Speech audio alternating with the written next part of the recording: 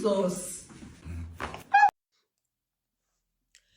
The name of Christ must be mentioned consciously or unconsciously.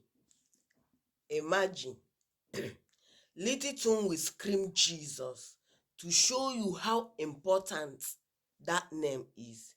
That's the most important name in the world, the most valued name in the world, the most popular name in the world, the name that saves, the name that delivers. You see that name, at the mention of the name Jesus, even your ancestors will bow. I say the founder of your religion will bow. That name is a name that can never be compared to any other name in the world.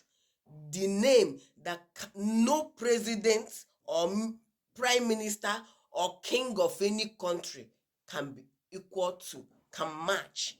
That name is a very powerful and a great name.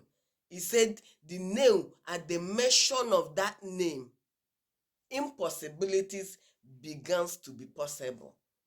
So for those of you crying over that name Jesus, you don't have option than to bow to that name, because that name Jesus you hate, you refuse to call, you talk all manner of things about, is the reason why you are living.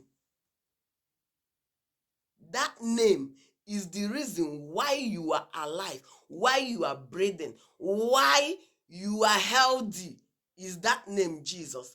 The word of God say, and he sent forth his word, Jesus. In heaven, he's being called the word of God until he came down to earth, and his earthly name was is Jesus and was Jesus. Now, that name, when you mention that name, Jesus, things begin to normalize. I pray you understand what I'm meaning. What I'm trying to mean, I pray you understand it. Because that name is incomparable.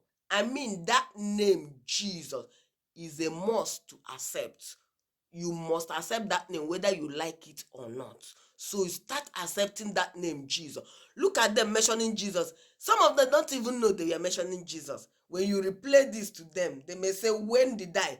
But because it is most important, they have to do the most important thing. And that thing is the name Jesus Christ.